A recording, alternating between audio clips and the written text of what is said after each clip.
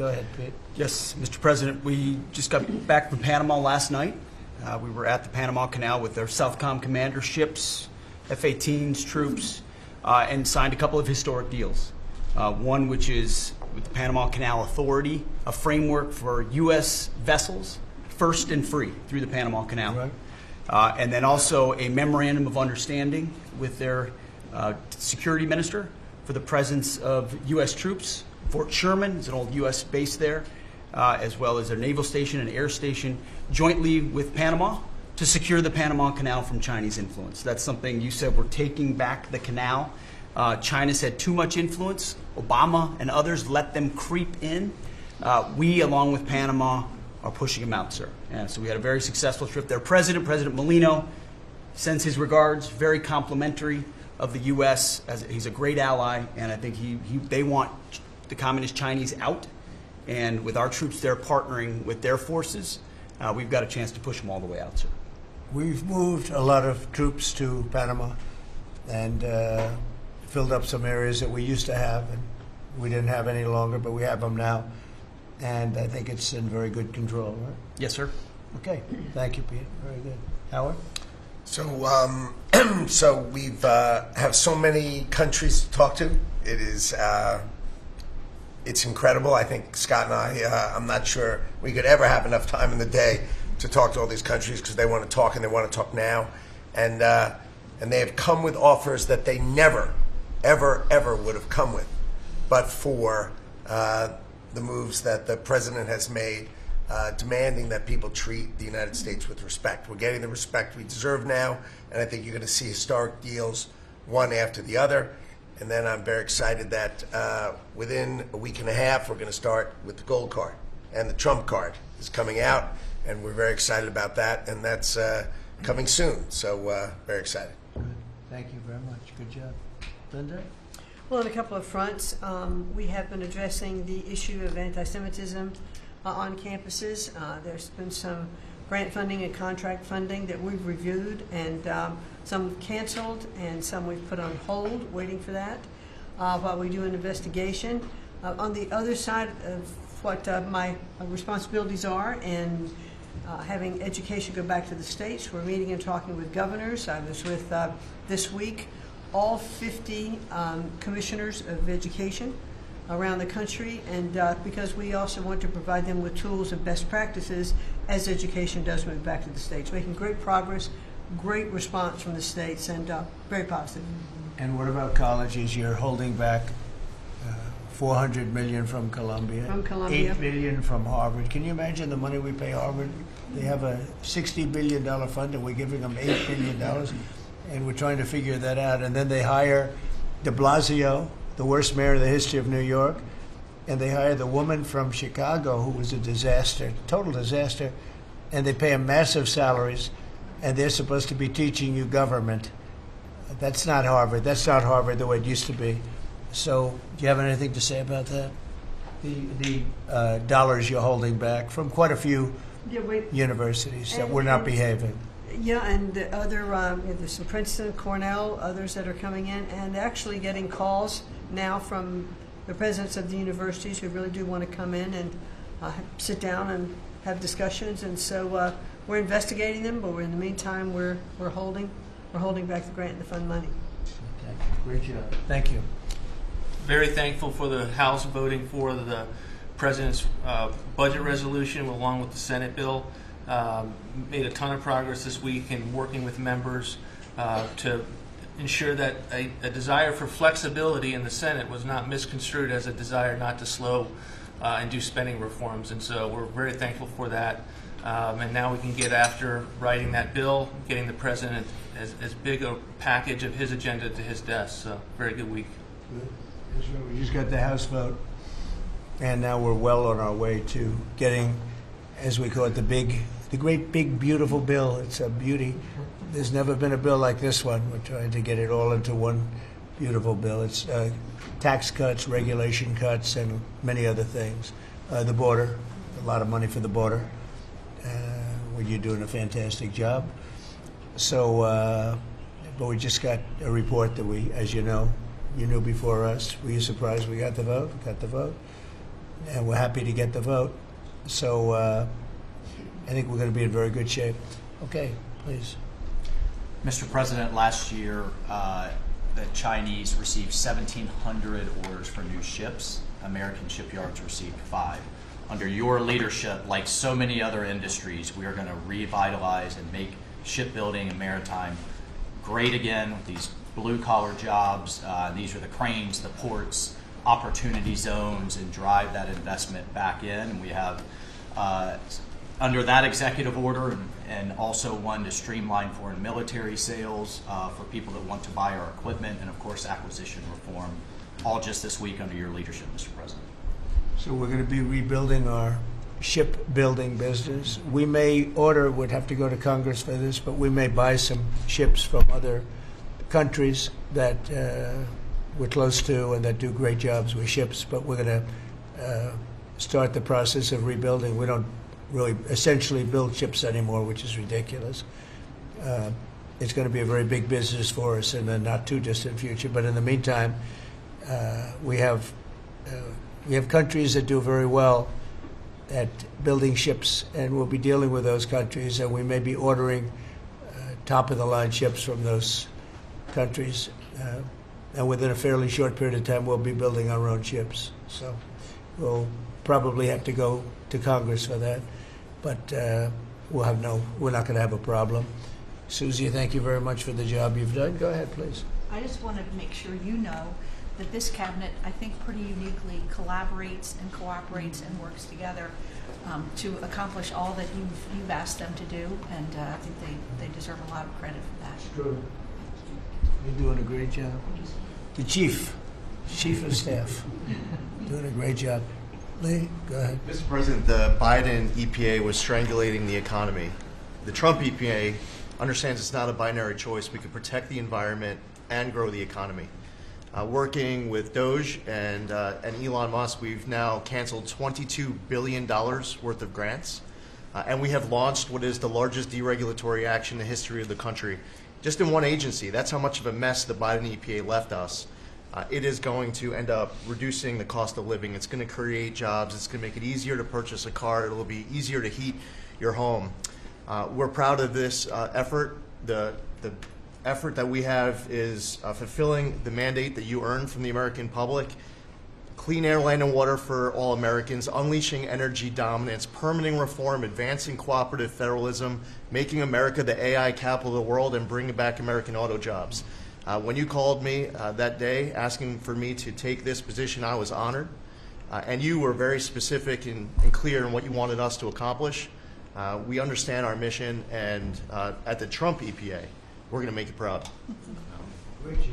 You're doing a great job. And you have a lot of applications for approvals for power plants, which are going to really power the regular plants, and they're going to be right next to each other because we can't rely on our grid. It's old and it's tired, and it's very subject to being attacked, whether by rain or by bombs or by anything else. And we're letting people build their own power plants, and these are a lot of them being built with the AI and beyond the AI chips, and we're letting them build their own power, and never been done before, and we're going to get it done quickly and approved quickly as part of a plant.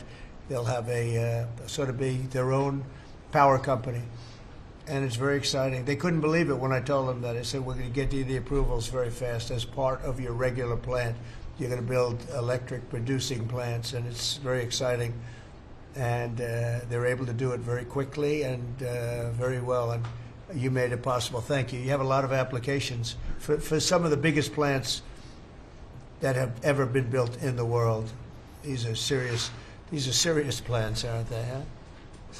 Approved. We are open for business.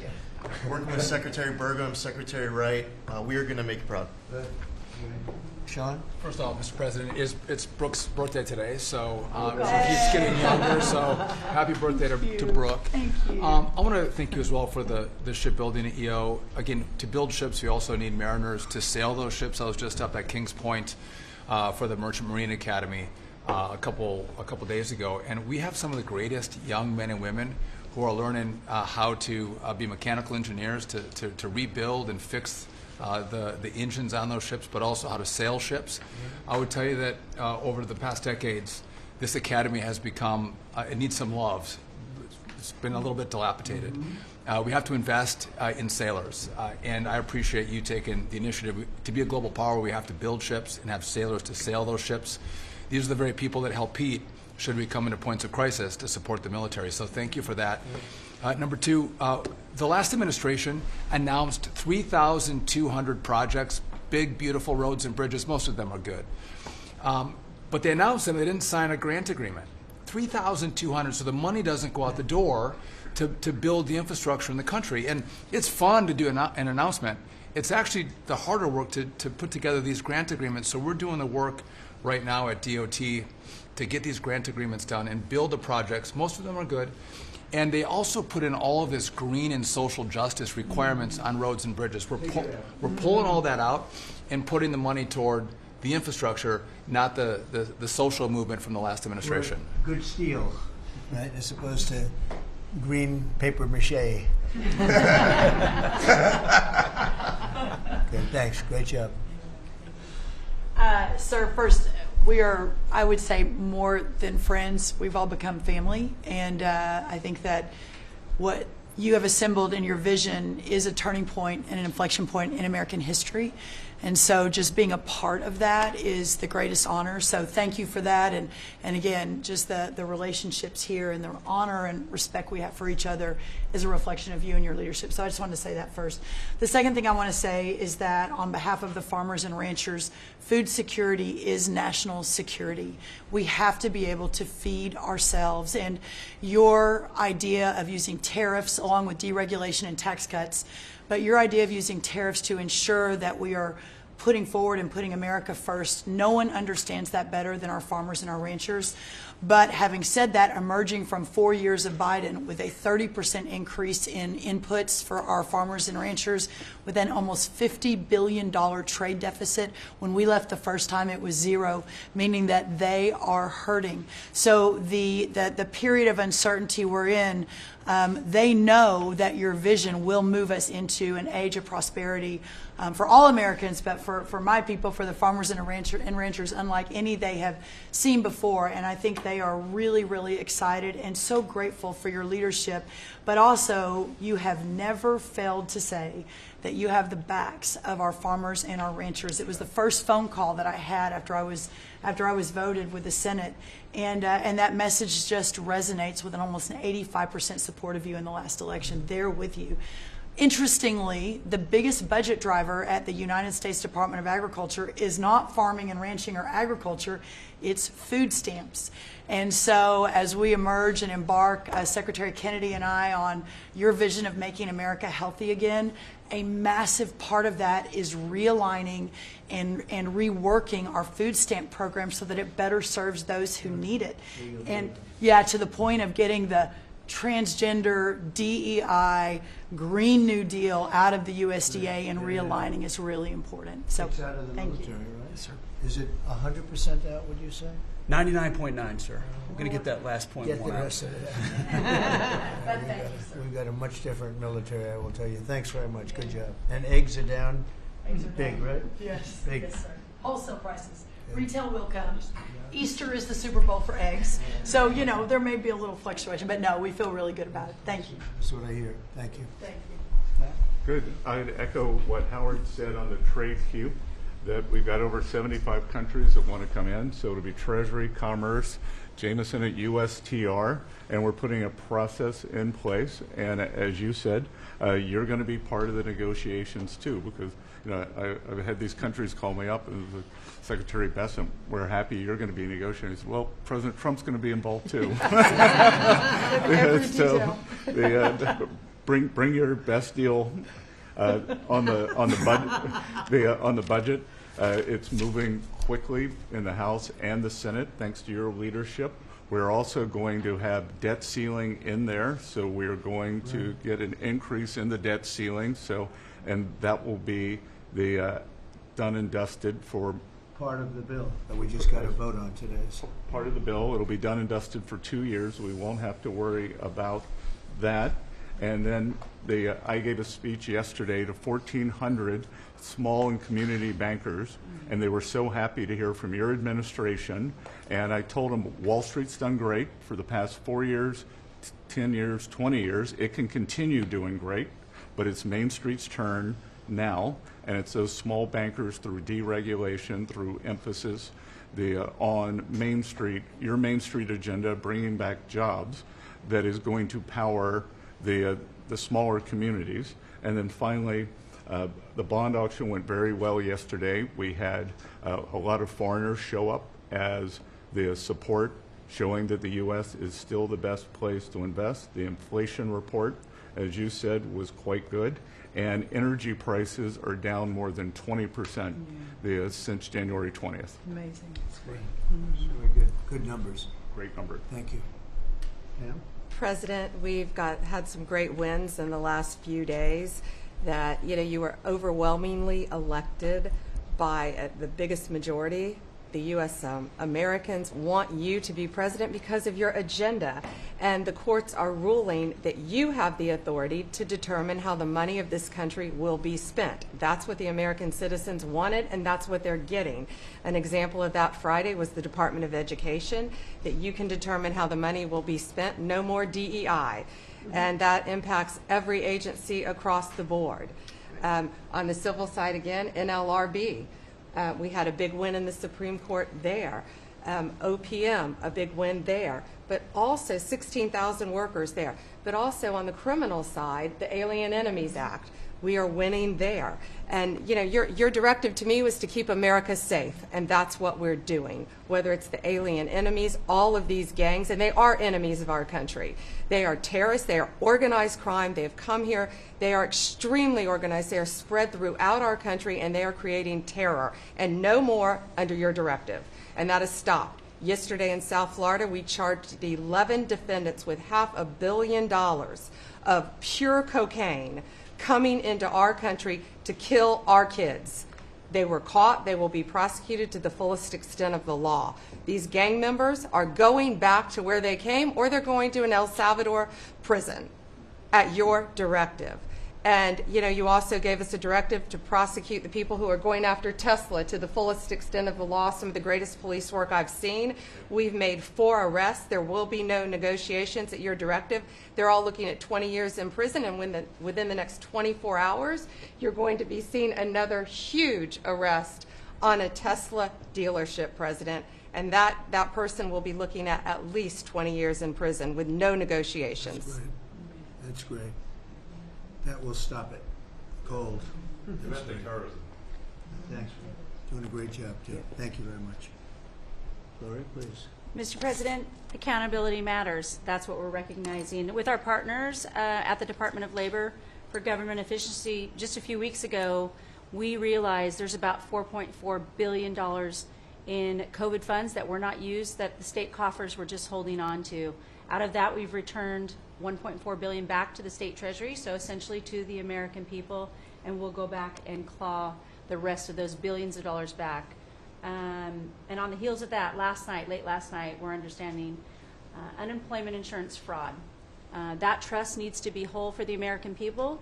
When we need it for who deserves it. That's not what we're seeing. And the numbers that we saw last night, again, exposed by our partners at DOGE at the Department of Labor.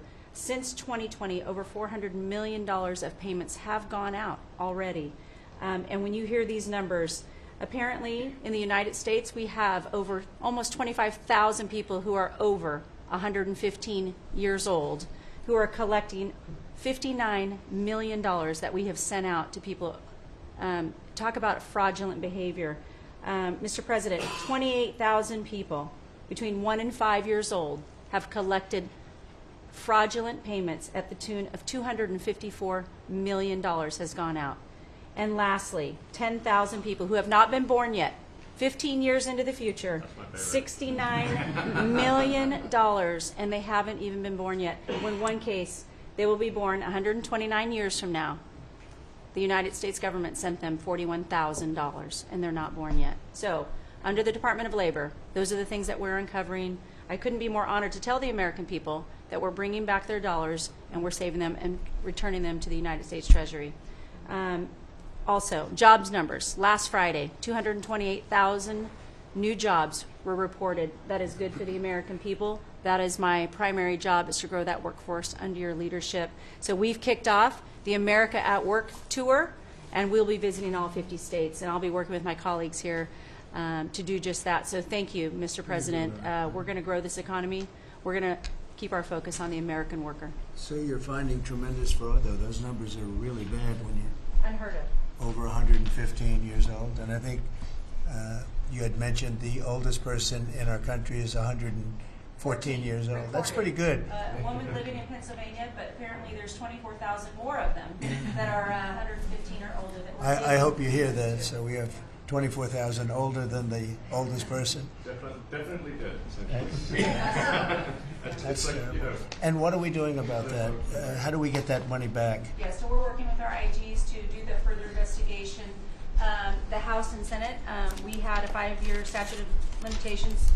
We've had an extension on that, another 5 years. And so the goal, in my opinion, we should never have a statute of limitations to return the American dollars back to the Treasury when there's fraud. But at this point, we will continue to work hard and double down and return those dollars to the Treasury. Great. Thank you. Thank you. Great job. Christy? Well, Mr. President, thank you for your leadership at the border. For the second month in a row, you have broken the record in the history of the nation for the lowest number of encounters at the border, which is absolutely remarkable. You have said that America's laws matter and that they'll be enforced, and we're hard at work now to get people to go back home that are here illegally. So the Alien Registration Act has been in place long enough now that those individuals that are here illegally, if they haven't registered, then they can be charged criminally, and they can face fines up to $1,000 a day and face deportation if they don't go home, and they'll never get the chance to come back to America. So we're encouraging people to use the CBP Home app to register, and we're working on the resources and funding to buy them a plane ticket to send them home. I went to El Salvador, Colombia, and Mexico, and those countries and others are thinking about setting up programs to support these individuals when they get back to their countries. So when they get there, they'll have housing and food assistance, and so making sure that these folks have the opportunity to go home so that they can get the chance to come back to America is important. And So it's a very big self-deport operation that we're starting. thousands of people have already Yeah. self-deported. Well, we're just going to, when you have 21 million people that need to go home because they're here breaking our laws, then we need to facilitate that. And I've been working with the governors a lot lately on several different issues. One of them has been on FEMA for recommendations on how to do exactly what you've directed us to do. And then also I sent a letter and communicated with them that they need to be setting up a SCIF. Some of our governors don't have secure facilities to have national security issues. I think one of the jobs Homeland Security has is to give communication down to states, to local cities and communities. And so recommending they get a SCIF, they have secure comms with them at all times or nearby so that they can have national security conversations, and then to have somebody in their office designated that is their communications person. A lot of them have emergency management officers, but they don't necessarily have somebody designated when it comes to a national security issue that we may need to communicate with them on. And I think American people need to know that Real ID will be required to travel on May 7th. So those governors have been notified to communicate that at home. We don't want anybody to get delayed and not be able to travel when they get to an airport. And this will also help us bring integrity back to all of our IDs and how they're used for issuing driver's licenses. And governors know how I feel about making sure their driver's licensing system has integrity, because a lot of people use their driver's license to vote. And the backbone of our country and the foundation is election integrity. So we're giving all those directions to our governors and communicating that so they can lead on it as well. And we're going to work with people so that if they go out in a nice way and go back to their country, we're going to work with them right from the beginning on trying to get them back in legally. Is that right? A chance to come back. So it gives you a real incentive. Otherwise, they never come back. They'll never be allowed once a certain period of time goes by, which is probably going to be 60 days. We're also going to work with farmers that if they have strong recommendations for their farms for certain people, We're going to let them stay in for a while and work with the farmers and then come back and go through a process, a legal process. But we have to take care of our farmers and hotels and, you know, various places where where they need the people. And we're going to be working with you very carefully on that. So a farmer will come in with a letter concerning certain people saying they're great, they're working hard. We're going to slow it down a little bit for them. And then we're going to ultimately bring them back. They'll go out. They're going to come back as legal workers. Okay? Yes, sir. Thank you. Which I think will be I think it's very important to do. Okay, thank you very much. Great job. Jameson, I watched you testify for the last Yeah, he did great. couple of days. You were on every night at 3 o'clock in the morning. You did great. You were fantastic. Thank you very much. It's just what I like to do for fun, sir. You've been keeping us very busy. Last week, you started a reordering of international trade, something that hasn't happened for 80 years, something that should have happened decades ago. And you know that. You've known that for a long time. That's why you have us all working on this. You came into an emergency situation where President Biden left us with a $1.2 trillion trade deficit. It's the largest of any country in human history, the largest. So you declared an emergency. You took action. You say the largest in history, right? In history. There's never been anything like what he left us. He left us a mess. His whole administration was a mess. So go ahead. So you declared an emergency, you imposed a trade action, so now you have a tariff on the world, it promotes U.S. manufacturing, it protects U.S. workers, and you've also given room for negotiation during this time so we can open export markets for our farmers and other producers and American workers. And this is why the unions vote for you, this is why the workers vote for you, this is why the families want you to be the president, because you're standing up for American workers and American communities. We've had countries come in over the past couple of weeks that represent more than half of global domestic GDP, more than half. That's who's coming in to talk to you and to your advisors about how to have reciprocal trade, how to have fair trade. Wouldn't have happened without you. Thank you very much. Great job. Lovely lot. Well, thanks to your fantastic leadership, this amazing cabinet, and the very talented DOGE team, I'm excited to announce that we anticipate savings in FY26 from reduction of waste and fraud by $150 billion. And I mean, and some of it is just absurd, like people getting unemployment insurance who haven't been born yet. I mean, I think anyone can appreciate whether, I mean, come on, that's just crazy. You know, some of these things, people ask me like, well, how are you going to find waste and fraud in the government? I'm like, well, actually just go in any direction. That's how you find it. It's very common. it's as the military would say, target-rich environment. So I think we're doing a lot of good in excellent collaboration with the cabinet to achieve these savings. And it will actually result in better services for the American people, and that we're going to be spending their tax dollars in a way that is sensible and fair and good. And your people are fantastic. In fact, hopefully they'll stay around for the long haul. We'd like to keep as many as we can. They're great, smart, sharp, right? Finding things that nobody would have thought of. Very computer savvy. Yes. We're working with Howard to get the Trump Gold Card operational, hopefully in the next week or so. That'll be very exciting. It's Really exciting. That's a pathway to citizenship into the United States. It's a big deal. Yep, it's a big deal. Thank you very much. Great job you're doing. Thank you, sir. Thanks to your leadership and setting the mandate of transparency and accountability across the U.S. government. I'm bringing that transparency and accountability to the intelligence community, first and foremost, to make sure that you and your cabinet have that real-time, relevant, apolitical, objective intelligence to best inform whether it's negotiations for peace, negotiations around tariffs, the great work that you are leading around the cabinet today. Secondly, working with Department of Homeland Security and the FBI to increase our information sharing to achieve your goal of countering the narcotic trafficking and our ability to go after cartels now designated as foreign terrorists. I met with the National Sheriff's Association this week, being able to work to make sure that the information that they are getting on the ground, that local law enforcement is getting on the ground, is being fed back up through to our National Counterterrorism Center and that we have all of the federal agencies, state and local law enforcement all on the same page as we are working to make our country safe again. And lastly, sir, as you know, declassification and rooting out weaponization, politicization of the intelligence community is a huge priority. You know more than anyone else the very dangerous and negative consequences of that. I've got a long list of things that we're investigating. We have the best of the best going after this. Election integrity being one of them.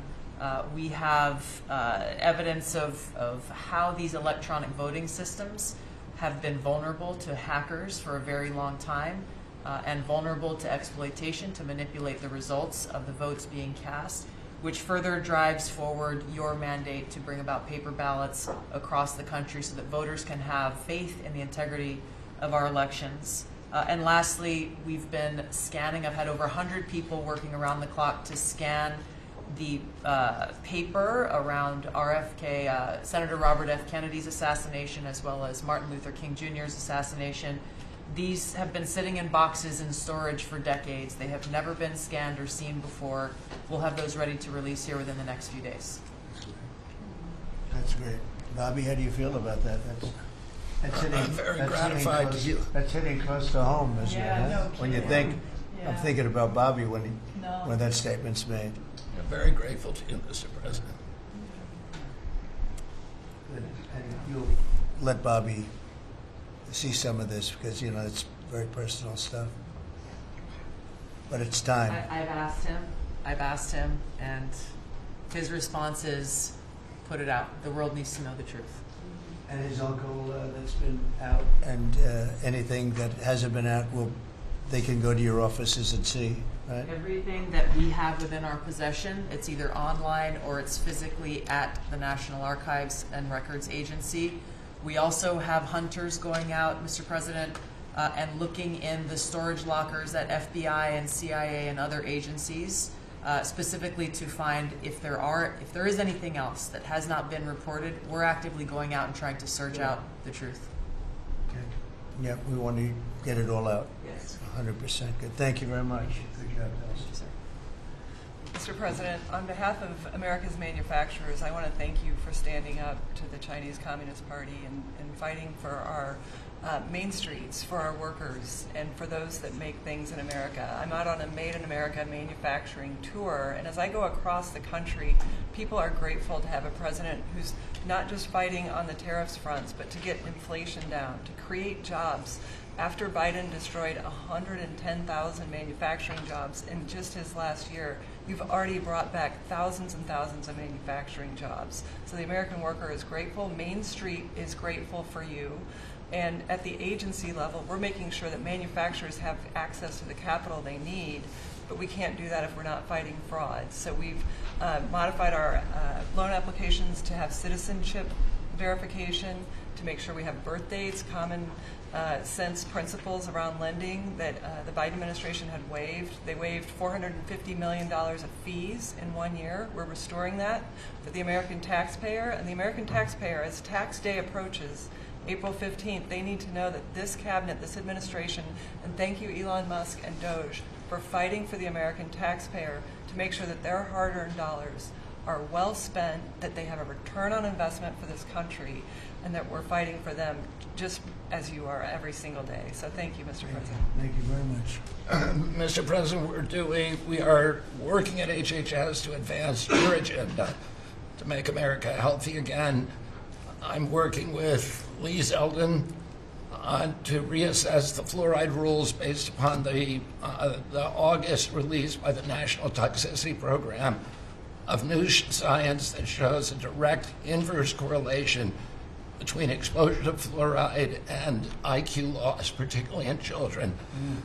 Lee and I were in Utah this week, to announce that Utah became the first state in the country to ban supplemental fluoride. I'm working with Brooke on, and governors now in 24 states who are advancing MAHA legislation to get soda pops off of the food stamp program, off the SNAP program.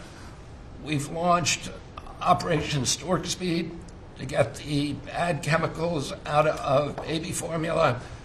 We're working with governors across the country to get good food into the school lunch programs and to get rid of food chemical dyes and other bad chemicals that are in our food. We've shown now that this directly affects academic performance, violence in the schools, and mental health, as well as physical health.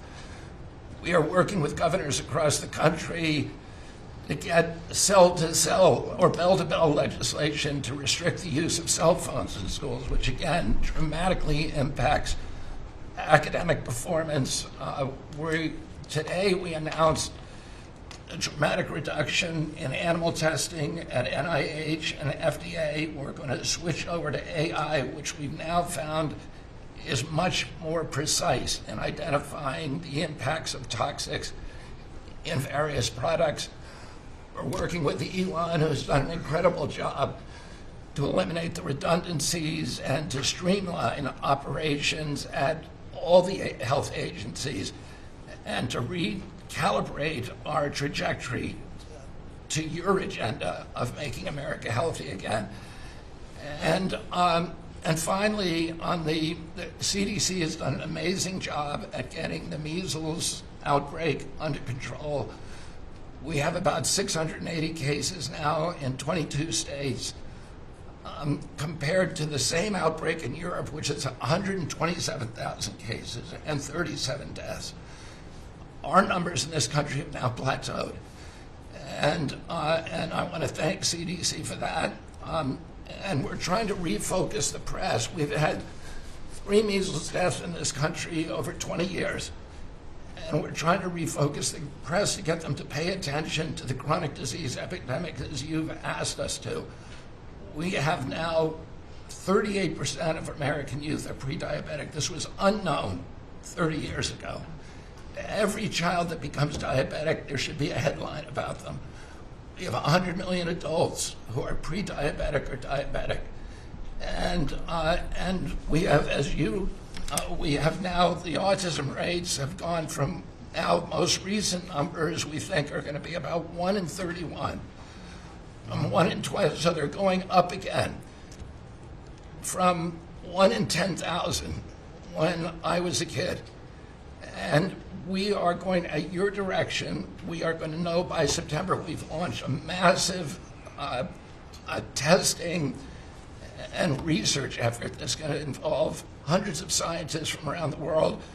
By September, we will know what has caused the autism epidemic, and we'll be able to eliminate those exposures. So big. Think of that. So it was 1 in 10,000 children had autism, and now it's 1 in 31. Not 31,000, 31. That's a horrible statistic, isn't it? And there's got to be something artificial out there that's doing this. So you think you're going to have a pretty good idea, huh? We will know by September. There will be no bigger news conference than that. So that's it. If you can come up with that answer where you stop taking something, you stop eating something, or maybe it's a shot, but something's causing it. It can't be from 10,000 to. Can you imagine that, Marco? That's a big number. Thank you very much. You're doing great. Thank you, Bobby. Please, Doug.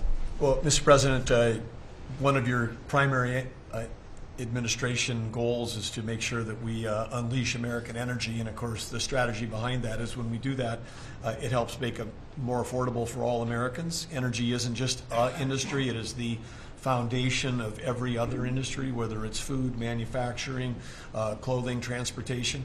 And then also when we've got the ability to generate and not just be energy independent but energy dominant, then we have the opportunity to sell energy to our friends and allies versus them buy it from our adversaries. And our adversaries were funding terrorism and conflicts against our allies by their oil and gas sales that were going through a Swiss cheese set of sanctions. So with your creation of the National Energy Dominance Council, over half the people at this table serve on that. Everyone has been engaged, whether it's interactions with negotiations with other countries, with putting sanctions in place that actually work, with cutting deregulation, working on biofuels, building infrastructure for transportation. There's a whole range of things that that are being tackled. But when in the outcome of all that is that the Biden administration was restricting supply, you're increasing supply. When you increase supply, then prices start to come down.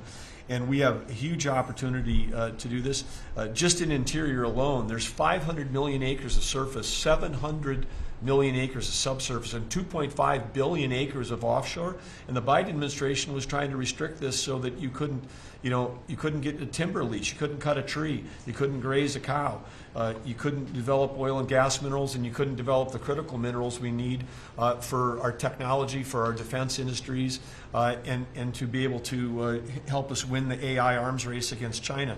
So we're opening up this, and with your executive orders and your work, we've on Tuesday, historic day, you ended the war on beautiful clean coal, which has been going on since Obama took office.